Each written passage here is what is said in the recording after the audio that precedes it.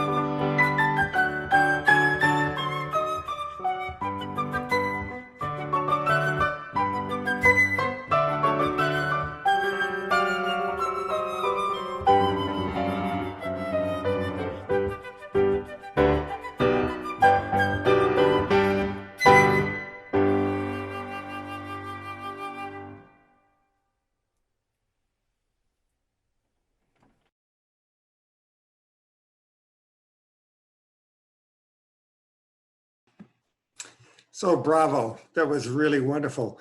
Amanda, Rudolph, thanks so much. My sense of that is that was music that you made sound really easy that wasn't. So we're going to open up the room to some questions. If you have some questions, please put them into the chat room for this, and they'll be coming through to me, and I'll be able to ask them to our two musicians. To be clear about this, when we scheduled this concert, our intention was to have you just raise your hand and ask the question, but we were sort of overwhelmed with the number of people who responded because of these wonderful players, and so we're going to do it through the chat room. So please enter the things through that. I'll start with one question myself, and I know people will ask some of the same questions, but Amanda, when we first spoke and you told me you wanted to do these Briccialdi pieces, I really had no idea who that composer was. And clearly he knew a whole lot about the flute. So why don't you tell us a little bit about the composer and how this music came to be under your fingers and what it sort of means in the flute repertoire? Briccialdi was actually a virtuoso flutist. He was known as the Paganini of the flute in his day. And he lived in the mid 1800s. But he was not only a gifted flutist, but he was a composer, and he went to school for composition. And for us flutists, he actually aided in making the flute a little bit easier for us. There's a certain thumb B flat key that we love to use because it makes certain passages that are in the flatted keys a lot easier. So we want to thank Briccialdi for that. But he wrote a ton of these amazing opera fantasies, mostly by Verdi, but not all of them. And yeah, so. Is it only for flute?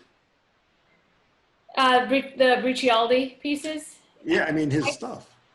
I believe he only wrote for flute. So it was really very narrow focus. Yeah. And so let me follow up with the question that this one came from Bevan Barry Williams, but I know others are going to ask the question. Tell us what it's like to play the flute while at this particular point, when you did that recording, you were what, 6 months pregnant? Yeah, I was probably about 6, almost 7 months pregnant, and I'm 8, almost 9 now. So yeah, it's very different and definitely challenging. Almost right away, I noticed the air support being a lot shorter and more difficult. And that has kind of progressed as I've progressed in my pregnancy. For sure, in this recording of the recital, I remember just having to prepare more breaths than usual. But I would say I had a decent breath day the day we did it. Maybe it's just when you know you have to, you just really fill up. But I really had to try to finesse the breaths to make them sound as natural as possible, because I was definitely taking more than I normally would, for sure. So that was probably the biggest challenge. The other maybe being sometimes in the high register we use more support. And so I had to really work on that because it's a little harder to push inwards when you're pregnant. So I had to work on my high register a little bit more. And then just general fatigue. It's pretty exhausting, you know. Yeah, I know. I bet. I think every brass player will think that the composer stole the Carnival of Venice from the cornet, which is where we all know it. But it's also known for a piece that requires incredible breath control, right? When you're playing all those notes. And it sort of leads me to one of the questions that Debbie White asked, which is, were any of those pieces more enjoyable than others? I mean, why'd you pick these 3, and which one of them would you really most enjoy to play?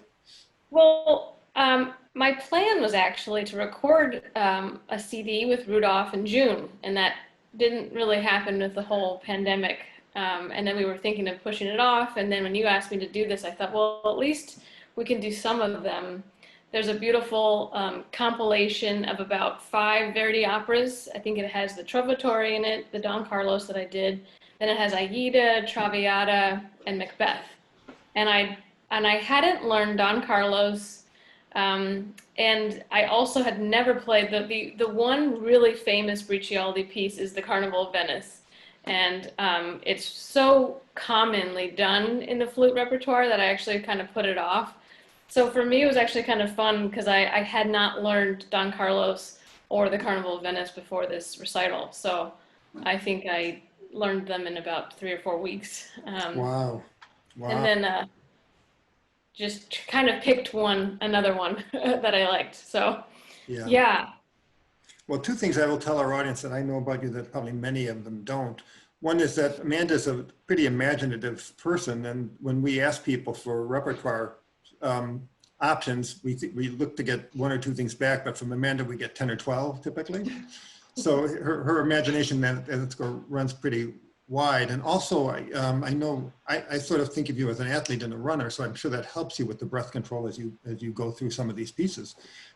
You did mention. I'm wondering. One of our supporters, Mary Brevard, who's your sponsor, asked whether you do make different musical choices during the pandemic. If that's changed, I don't know. You got a lot of change going on: the pandemic, the pregnancy, all kinds of things. But I'm wondering how that sort of changes your world and your musical outlook. And Rudolf, I'm going to ask you the same question about the pandemic and what you're playing. I definitely think it can add to this, this emoting of music, especially when you are suddenly unable to perform with others, just like that. It does make it all the more special and sweet. And this literally was the very first time I had played with anyone else since Wow. March. So this would have been July. So just to play with Rudolph was just really, really so touching and beautiful. And we were a little more distanced than normal. And we didn't have, tons of rehearsal time, but it was just, I mean, you don't take it for granted as much. So I would say I really enjoyed it a lot. Yeah, cool. Yeah, it was very special. Rudolph, you want to jump in there? How has your musical world changed during the pandemic? Yeah, that was definitely a very interesting experience. I remember our first rehearsal we did over Zoom, and the way it worked, I had to mute myself. So Amanda was playing, and I was kind of playing along and recording everything, and she couldn't hear the piano back. So for her, it was just playing solo, whole repertoire. And so that I could actually practice with that recording later on my own, because these aria transcriptions are very free tempo-wise. There's a lot of rubato, just like in vocal music. So I was just practicing a lot with headphones on. That's something I've never done before. And then when we finally met live, it was just amazing to hear her live instrument. So what else are you working on now? Is there other things in the pandemic that are giving you opportunities to perform? It's all been through recording. I did some, again, accompanying, I recorded a few accompaniments for flute. During summer, there was some summer flute retreats, so they needed accompanist. And now for Oakland University, the students are asking also some accompaniments, and I'm working on recording those. And I just put them on YouTube so they can practice with them, and then they record their own performances with my little recording. Oh, I see. Yeah, it's definitely challenging, especially if I have to record something I've never played before. Then I really practice with another recording from YouTube, so I get the feel for the tempo and rubatos. It can be quite tricky.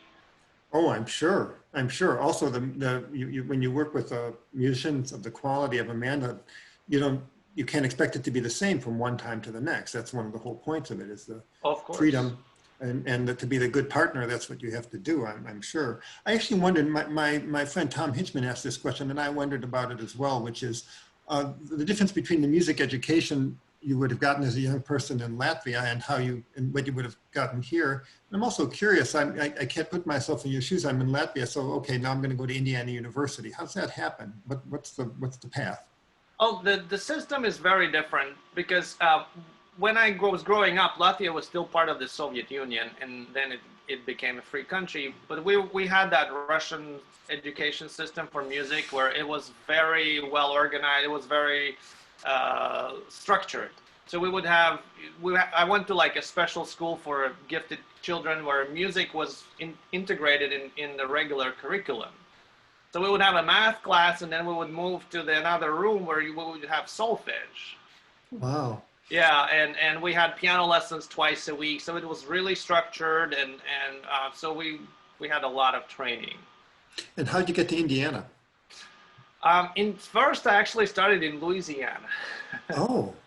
Yeah, there was an amazing teacher from Moldova, Mark Zeltzer, and he just sent basically a letter all over the world. He was looking for piano students, and oh my gosh. I went to Louisiana. Yes, and then he left the university, and so I went to another wonderful teacher, Alexander Toradze, and he was teaching in IU in South Bend, and that piano studio was absolutely amazing. So I just Wow. went there because of him. Oh, I see. You followed the teacher. Yes, always the teacher. I always follow the teacher. Yeah. Right. Rudolf, I know that you and Amanda have worked together in other circumstances. So tell us how the two of you came to be performing together and how you met and how your worlds interface. We met at Oakland University, where I started working about 5 years ago as an accompanist. And so I met Cheyenne Sparrow, Jeff Zook, and Amanda Blaikie. And so since then, we've been working together, and we've already had a few performances together, and I always really enjoy these opportunities to play with the wonderful flutists from the Detroit Symphony. And other Yeah, so musicians as well. for those of you who don't know, the three people that he mentioned are all flute players in the DSO. So you have you've cornered the flute repertoire of the Detroit metropolitan area apparently with these three players. So Amanda, you and I met actually through when we were together at Michigan Opera Theater playing together, and you've been in the DSO now for maybe 3 or 4 years. I can't remember how long. I want to say 4 years. Yeah. 4 years. So I'm wondering what the difference is, if you can give us some of your perspective on the difference between playing in the pit and playing on the stage and playing in the opera and playing in the orchestra. Very, very different, but all amazing, you know, especially at this point to me, it's making music. So, but I would say in the pit, you know, I was principal flute. And so I definitely had more of the soloistic roles.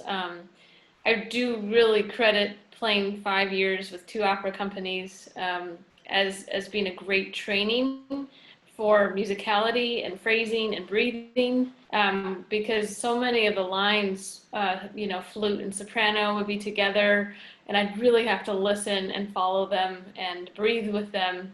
And of course, just the flexibility of an opera orchestra, it's like the entire unit moves, you know, faster or slower, just like that. So it was really amazing training. And of course, I just love opera. I grew up with my grandfather, who was an opera singer. Oh. The DSO being just that it's really full time, you know, that just kind of took it to another level. And of course, it attracts such amazing musicians. And it's been really neat to see all of the new young people joining, even since I've joined. But even just in my eight or 9 years here in Detroit, it's been really neat because I substituted with the DSO before I joined. So I've kind of seen, from my own perspective, a little bit of an evolution of the DSO, and it's just incredible. And of course, you know, with the DSO being a symphony orchestra, you're on stage, you're in the lights, you're not in the pit, you are the star. And so there's a little bit of a difference there. And of course, my role is usually second flute. So my job is to shadow and match and do everything that my principals do. So it's just, I mean, it's just such a privilege to be able to play, you know, in the DSO. So what will happen for you in the next few months? How much time are you going to play until you can't play anymore? Are you still playing? Yeah, so I am slated to play again next week. We are alternating different orchestras. So I'll be playing next week. And then basically I'm essentially not officially on maternity leave until October 19th, which is the week that I'm due. So unless I'm going to labor early, I'm basically still working through October 18th. Right. So then I get... And excuse the obtuseness of the question, but if it were today, would you actually be able to make it through a piece like Carnival of Venice at 8 months pregnant? Yeah, I mean, I don't think that my breathing is horribly off, but I do think that it was already difficult then, you know, for that piece. So I think that it's just one of those things where you just learn how to make more breaths sound as natural as possible. So that was my goal. So I don't think it would have been necessarily, I don't think it would be too hard now just because I'm used to it, but it certainly will be much easier when I'm not pregnant. Yeah, so for those of you who don't know Amanda, Amanda is, as I said, an athletic person, but she's also a small person. in normal life. She's a small person. And so this is I mean, breathing like that is not easy on a piece like that, no matter what. So I'm just curious about how it really looks and feels and how that all works. Yeah. Another question for Rudolf. This is from my friend Bob Hewer, who wants to know what the music education is like in Latvia today. Would you be going through the same protocols if you were 10 and a really good pianist as would have happened 20, 25 years ago? It's actually quite similar, yes. They still kept it basically intact. Yeah, so it So hasn't. the school where I went for the specially gifted children, it still exists and it works the same way. I don't know if they exactly have the same amount of classes, but I would assume it's pretty similar. So yes, they were able to keep it. And tell us about your musical life here. Tell us how you're making your living. Do you have a gazillion piano students? Is that what's happening? I do have piano students, yes. Now it's a little bit less. I have about 25. And then I work at Oakland University, but that's a very part-time thing. And that's mostly just so that I have to play and I have to perform. And then I usually have 3 to 4 concerts a year. It's chamber music, a little bit solo, but mostly chamber music. And I really like playing chamber music. Yeah. Yeah. So Amanda, I'll ask you a little bit the same question because I know the DSO will keep you plenty busy, but I'm wondering what's the rest of your musical life in the community look like? We're honored to have you in Detroit Chamber Winds and things, but tell us sort of what else you're doing. You mean currently or No, currently in life. in normal life? Yeah.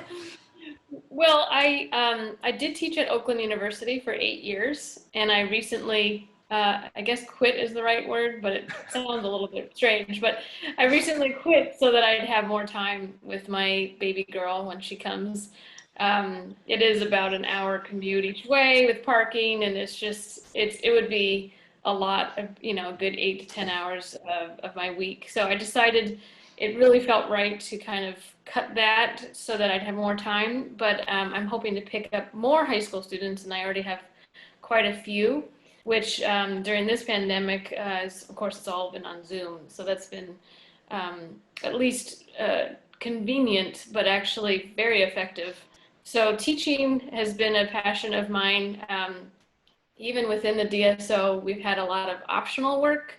So I often was doing the last 4 years a lot of performances in schools, hospitals, senior homes, you name it, just kind of all over the community. So I'm pretty passionate about that. Yeah. Yeah.